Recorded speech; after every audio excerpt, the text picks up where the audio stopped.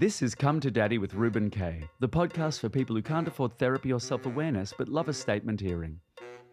I'm not saying I've got daddy issues, but today I fell in love with the tram driver just because he opened doors for me. It's me, Reuben K, at the Comedy Festival in Australia, and the who's who of Australian comedy is here, which means, of course, my sidekick, my left arm, or possibly my inactive and soon-to-be-removed appendix, Amanda, isn't here. Amanda, how are you doing in the smoking crater that once was London? Hello, sorry, what did he call me? His soon-to-be-removed appendix. To be fair, I have been called worse. At school, I was known as Damien because I was born on the 6th of the 6th, 1969, 666, and my mother's name was Rosemary, which makes me Rosemary's Baby. I used to write 666 just under my hairline there in biro. I think that's called owning it. Anyway, thank you for listening to Come to Daddy, for that is why we are here. And back to Australia and Reuben and the shiny, interesting people. Hey, so let's get into it. My guest today is the Tasmanian devil of Australian comedy, cabaret, music, radio. Is there anything she can't do? Yes, be accepted by the Australian comedy community. She's a woman of many talents, including pissing off all the right people. And I'm a firm believer that you're not doing the right thing unless you're pissing some people off. Please welcome, possibly my mother, Em Rusciano. I'm clapping myself. If I'm your mother, someone is going to have to answer some pretty severe questions from the police. I'm only 5 years older than you, bitch. Well, okay, I'll take it back. In theory, in like the artistic terms. Oh, right, I'll take that. Yeah. I did set myself on fire to clear the path for you assholes. This is true. You did. And I walked through those ashes. Rubbing yourself with my remains. This is true. Welcome to Come to Daddy. Thank you. Oh, well, did you run out of comics? Yes, that's why we've got you. I assumed so. Hey, this podcast, I like to talk because it's about parents, it's about family, and the rule of any good orgy, family comes first. Yes.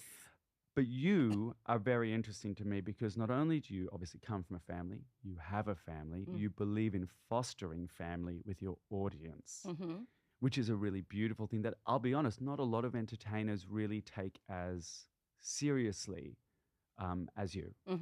Why do you feel that that's an important thing to do for your audience? Because I grew up feeling desperately alone and like an outsider and like I didn't fit in anywhere. And so as soon as I became aware that this thing that I was doing could perhaps help other people to not feel as lonely as I did, it just opened up a whole new reason and purpose for me. And anytime I felt anxiety or self-conscious, I would take it back to like 10-year-old Em and think about what does she need in this moment? What does 20-year-old Em need in this moment? So really it was just filling the gaping hole. I'm in. Thank you. That I have felt my whole life with community. And I understand the importance of community because I'm a member of so many different ones. Yeah. You have your fingers in a lot. Yes, but have never felt like I am enough for each of those because I'm a jack of all trades, master of none, arguably. So I'm not comedy enough for the comedians because I sing. I'm not cabaret enough because I do a lot of jokes for the cabaret industry. I'm not, I don't really work on TV because of my mouth and my face and my general demeanor. Radio, I pissed everyone off. So I've kind of, I go in and then I'm not their version of me and I have to quickly go away. And what I did was I found my own crew. That's what I did. You forged a real path for yourself. And now you are arguably bigger than and playing bigger houses than a lot of the main stage comedians. Well, it's true. Guilty. It's true. It's true. I can't lie. I am. And I know when people see that, they like to say, oh, it's that audience. Like I've somehow drugged them all for a decade. I love that. The envy of people when they see someone being loved because they put the work in. I did. You're keeping yourself warm with the bridges you've burned. She's toasty, bitch. I really am. She's toasty. She's in a personal summer right now, actually. Jesus. Hey, I've got a question for you. I don't believe talent comes from nowhere. I don't believe people come from nowhere. You are still such a unique person. What were your parents like? Oh, wow. Is this a 3-day podcast? Do you have a psychiatrist outside ready for me to go? I've got a bottle of gin and a teddy bear, a stress ball. What's my family like? That is when Yeah. when I read the premise to your podcast, I thought to myself, wow, Mm. there are some things I have not said publicly. Oh, really? We're going to get the scoop? No, it's just my family, like yours, are complex, big personalities, not a lot of self-awareness. Sure. And if I piss them off, disappear from my life for 6 months. Right. So my dad was born in Italy, came here in 1951. Let's go back. No, he's a muso. He always has been. He was the only lead singer, though, to want to stand back with the drummer. Just to get an idea of how shy my father is. Right. Yes. My mum, extroverted, bonkers, terrifying, wonderful, terrifying human. An artist as well? No, but I think very creative. Can't sing a note. Like it's famous. She is tone deaf. Famous. But that's my dad's an amazing singer. No, she's not. She's very creative and an excellent storyteller. My mum, gather around the campfire, kids. Yeah. And she's also a witch. She gave a man boils and then he later died. No. So she is multi-talented. My grandmother was the witch in her village in Russia. Well, I think her and Jenny should have been that. Like yes. she should have been a movie star. We all said she should have. 6'2", gorgeous, big Russian, big personality, like Zsa Zsa Gabor from Minsk. And it's like these people. Maybe women weren't given the avenues to explore this. Yeah. But they were stars. Yeah. No, my mum very much. Some would say sucks all the energy out of the room. Some would say provides it. It could be a little bit of both, but They're two sides of the same fucking coin, True. and we Yeah. know because I get told that about me. same. God, you're on a lot, aren't you? Oh. But then everyone's having a good time. But I was subjected very early. I wasn't really allowed to listen to kids' music. My first album that I recall was Stevie Wonder, Hotter Than July, Hot Summer Nights, Hotter Than July, Shaka Khan. I didn't know white people sung till I was about 10. I only Earth, Wind and Fire. And George Benson. it's still on the fence. Yeah, exactly. But no, and I watched the classics. Great Race was my dad's favourite film with Tony Curtis. So I grew up watching that every week with my dad, and that was so camp. Some Like It Hot. Yeah. Oh, there you go. I mean, you and I are clearly cut from the same cloth, but I've always been exposed to divas and campery. My mum worked at the AIDS hospital. I was around gay men from a very young age. She left me there with them. And the thing with my parents, I've always been around the beatniks and the queers and the creatives. My dad took me to see the Lay Girls on his way home from a gig, and I think I was like 6.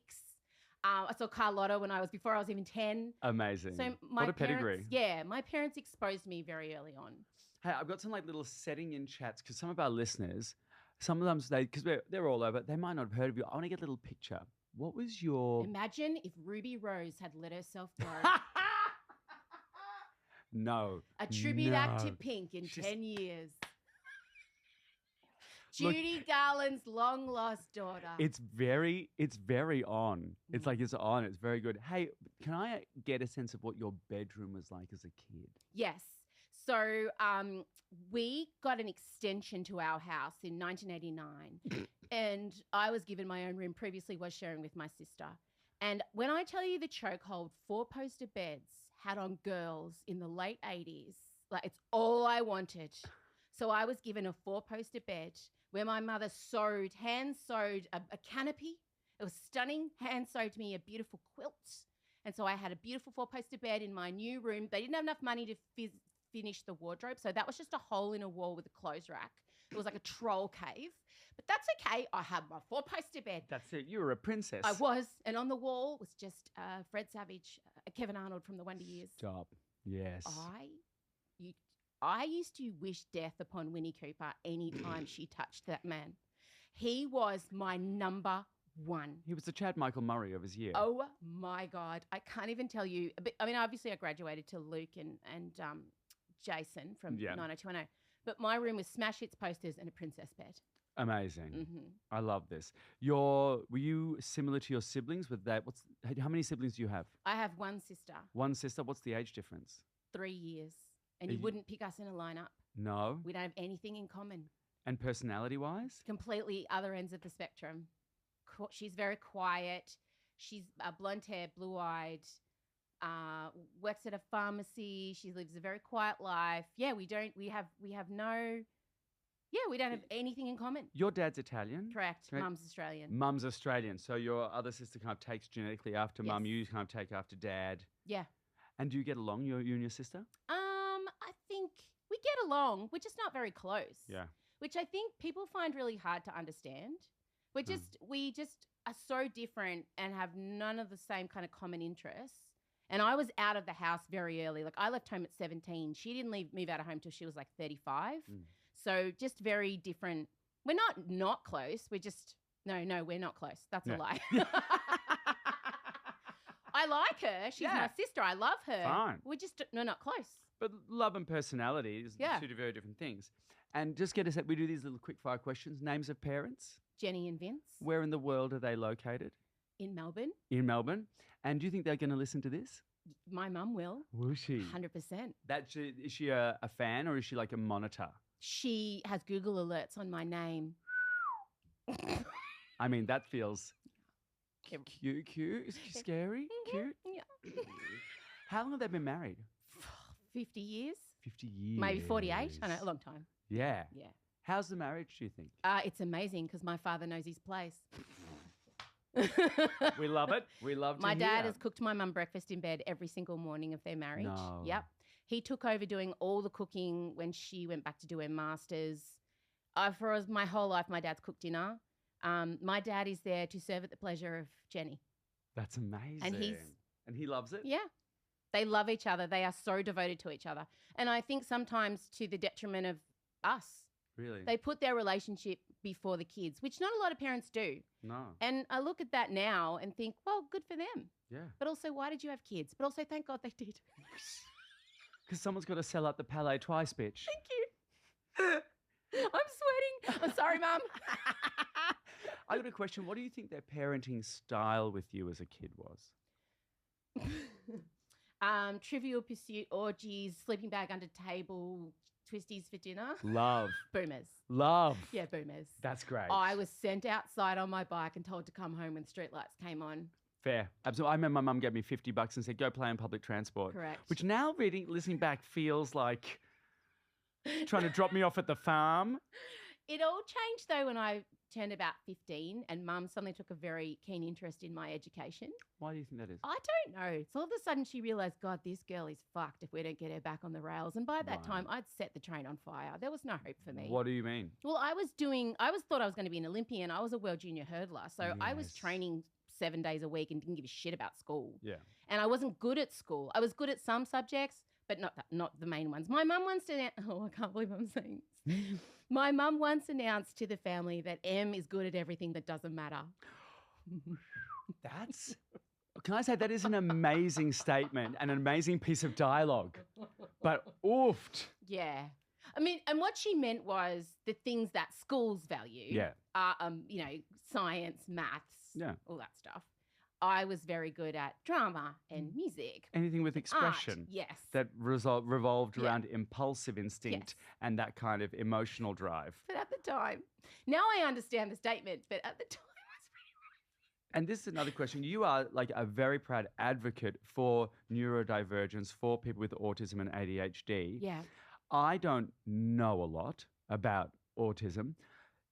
Do you think part of this was also, it was all undiagnosed and it was all building as well? Yes. I know I'm autistic ADHD. So much of my childhood makes sense. Mm-hmm. So much of the things I struggled with make sense. So many of the things I was good at make sense. But this constant desire and need for people to get me, like I over-explain myself all the time. And my biggest fear is being misunderstood because I've spent my life feeling that way. Mm-hmm. And I always used to feel like I'd have to wake up and pop my skin suit on and go off and pretend to be one of the locals and then get home and be exhausted from studying kids all day. And I didn't know other people didn't study other people to figure out how to behave. Yeah. So all of those things now I'm able to look back with hindsight, but I'm also very sad because you have to grieve the thing you've lost. Yeah. And if I had have had this information back then, I wouldn't, but I don't think I would have achieved as much if I wasn't diagnosed late because I was so desperate for people's approval that I just went flaps to the wall on every fucking thing I touched. So I think if I did, my children often yell that at me, you loved us too much. That's why we don't achieve anything. I'm like, well, that's my only sin. Why is everyone in your family at a 10 of drama and only speaks in dialogue that they throw scarves over their shoulders as they leave the salon? Who can say? Who can say? Who can say? Also, I'm just going to real highlight for our listeners. Yes, Em did just say flaps to the wall. It's perfect. It's perfect. It's brilliant. Why would I want to squash balls to the wall? They're so weak. Oh, They would do anything. Get a suction with a flap, Nothing. wouldn't you? Like a snail.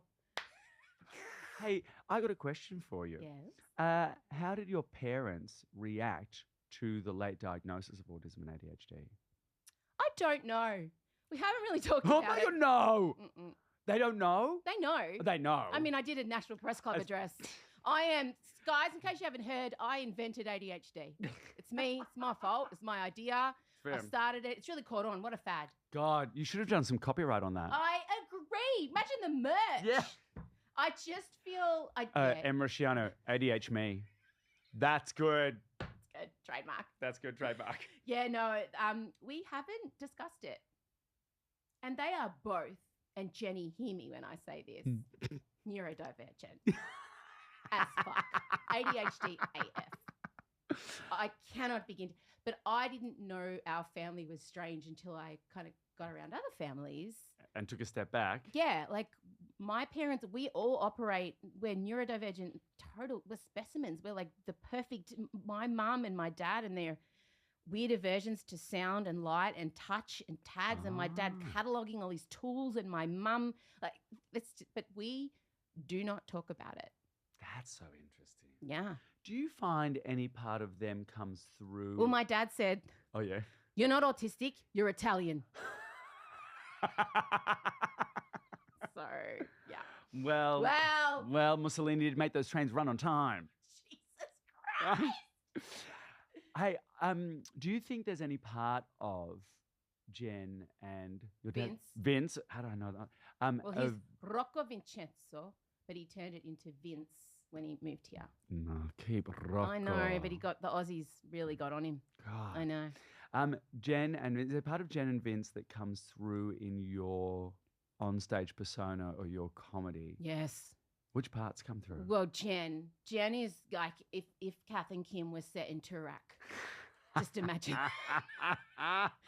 And a lot of the ethnic comes out. Yeah, definitely. My dad is a hilarious maniac. Like he once rewired the ride-on mower to be a V8, put on thongs, which is his safety wear, and flipped it. And it was riding up. I was getting home from school, was going hell for leather up a hill, and he flipped it and he put his arms up to block the blades.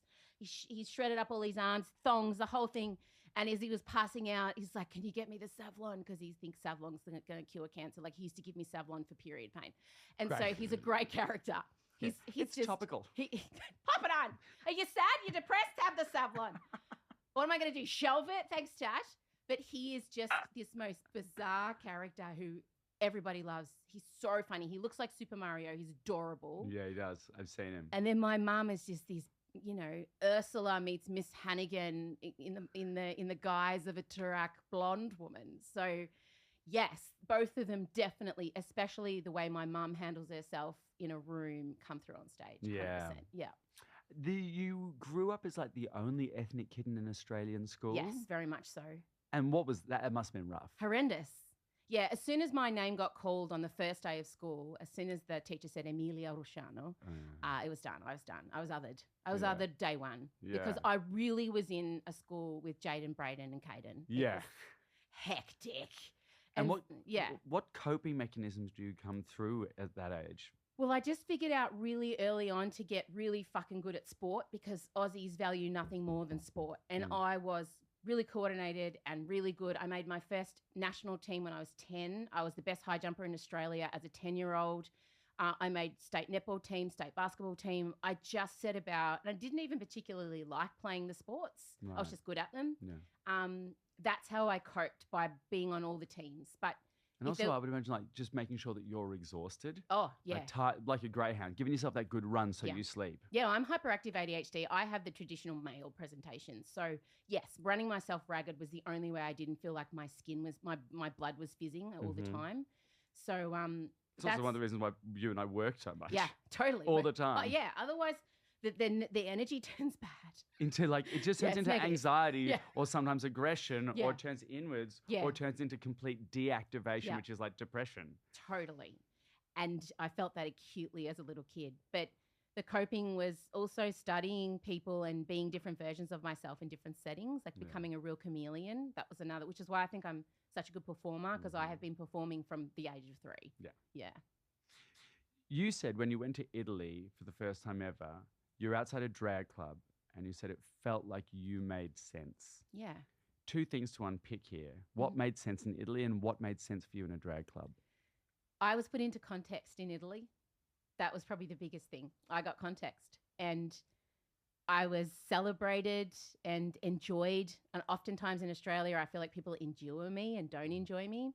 I was able, you speak with your hands. And as soon as Italians find out you're Italian, they bring you into their community. I arrived at Filamoncino with an Australian passport. But one of the security guards was checking our passports, saw my name and put me in the line for the locals.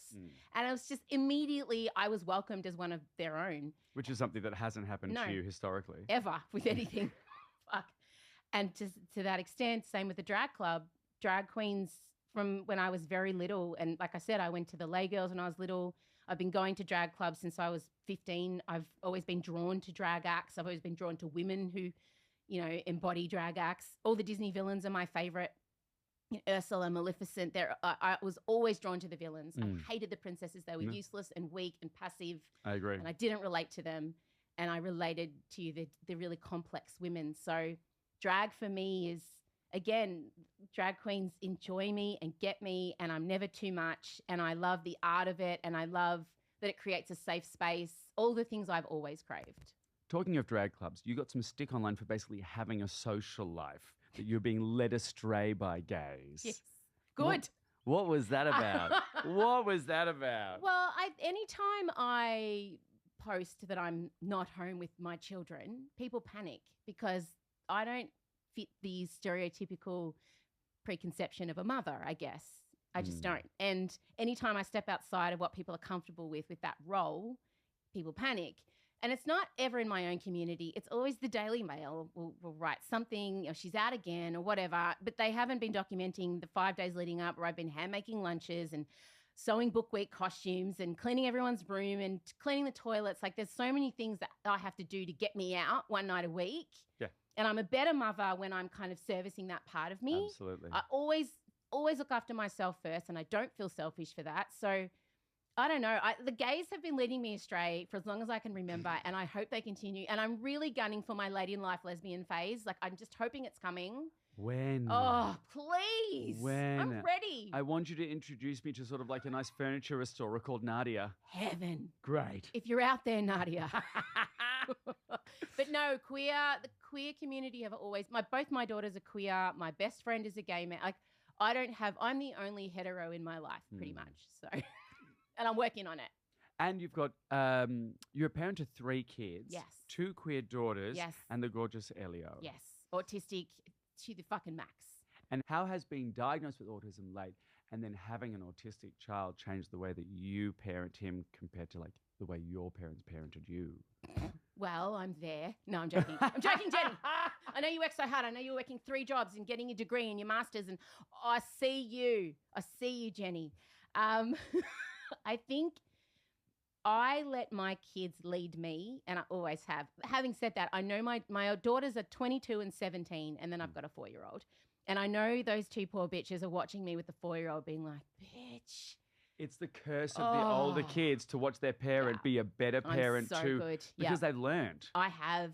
And I'm 45. I was 21 when I got pregnant with Chella. That's a massive... That's a kid with a kid. I was a kid with a kid. I was. And she is my best friend, and she is an incredible human, and I'm so proud of the job her and her father, we've done with her, mainly me, but Scott had some say. And if we're being honest, I mean, if you asked her, she would say the same. He'll probably say the same also.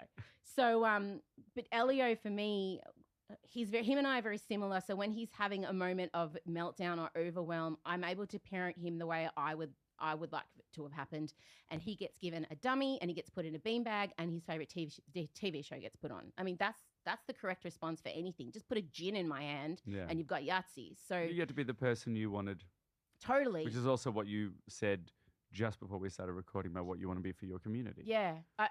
I'm always working at being I know it sounds so twee and gross, but just a better person. And I over pathologize myself. I think I take it too far to an extent. Like, wouldn't it be great to just wake up one day and be like a straight white guy and be like, yeah, I'm fine. I'm perfect. What do I need to have a look at myself for? No work here.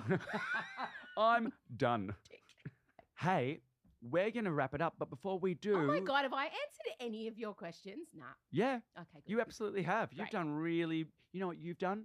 Really well. Aw, You've done really well. Thank you. But the last couple of things we do is called the pick and mix. Great. That's where you dip your hand into the sweetie jar of childhood experience and pick a selection of potentially tongue-numbing tales to share with us. Pick and mix, pick and mix. It's time for us to do pick and mix. I will do a quick rundown of them. I already read them. Don't worry. I did my fucking homework. Oh, did you? And quite frankly, where's your barrel? I was expecting a literal barrel I know. with ping pong balls and that you'd written the things on. I had to wash all the ping pong balls. I didn't have any Dawn at home. Good. You have chosen It's So Unfair. No, it's so unfair. Tell me, what's something that your parents did that really pissed you off? Well, when I was 11 years old, I had a beautiful brown box cubby house that my uncle had built me that had the word Emmy across the front. It was my space. It was my safe space at Emmy. And then one day I got home from school and they had written in white paint underneath "and Abby." Oh, no. Nah, fuck that. Thank you. Fuck that. Fucking oath. And I went in there and I went full meltdown. I got everything. And they'd even like set up my sister's dolls and stuff in there. I threw them out like a woman scorned, pulled their heads off the Barbies, chucked them out This the full window. Patti LuPone getting fired from Sunset Boulevard. Yes. Ha ha! I got a marker and I scratched out her name. I was so mad. That was the one thing I had that was my own. And you should have seen me walking up the driveway. It was just, I dropped my school bag, fell off my shoulder, and I stood there with my mouth agape as I looked at Anne Abbey still freshly painted there, and I was like, no. That's amazing. I'll never forgive It that. makes me now want to get a tattoo of and Abby Don't. somewhere. They also gave Abby a real Cabbage Patch doll that year with the Xavier thing on its bum, and I got a Preston Market one. Couldn't afford both of us to have one. No. Yeah. I ripped the kids' undies down so quick. No signature. Like, couldn't Jenny have at least tried to fake it? She didn't even try. It didn't have individual toes. It had like flesh rectangles. Oh no, hard pass like the It witches. was terrible. Yes. I think about that scene a lot. God, I love Angelica Houston. Wasn't such a fan of the remake. Shall I be mother? You've got one last little hurdle. It's called Shall I Be Mother? And you get to look into my eyes. Oh, no. And imagine that I'm Jen or Vince or some odd 2024 non-binary mashup of the two and speak directly from your heart. And I'm autistic. Eye contact's hard. You can stare. No, stare I at can. the No, I can look corner. at you. I can stare at you. You're a safe person. First time you've been told that. Very true. I've got it on record now, so I'll You just are. play it. You're one of my. I've got 10. You're one of them. What am I doing? Telling you what I've always wanted to hear. No, you just speak from your heart to your parents. What would you say to Jen and Vince? Am I meant to be serious or is it meant to be funny? You can be serious or funny, whichever one you choose. Shit. Well, I would honestly say to them, I now know at 45, you really did the best with what you had. You autistic ADHD motherfuckers. And you know what you did? You perfectly straddled both of those. It's almost like it's my job. It's there. Hey, where can the Come to Daddy listeners find you? Oh, everywhere. I am prolific. I'm a whore. Just try and stop me from infiltrating your life. I'm herpes. Instagram at Em Rusciano is probably the best place. I have a website. I have a podcast, Emsolation, that I make completely independent on my own with a great team. But if you just look it up, don't ever Google News me because it's not pretty. It ain't good, but it's brilliant. And I have to say, the Instagram is gorgeous and the podcast, Emsolation, is stunning. Get your ears round it. As usual, you know where to find me, on the internet, in the gutter. Hey, thanks for coming to Daddy, Em Rusciano. Thank you. I love you. That was gorgeous.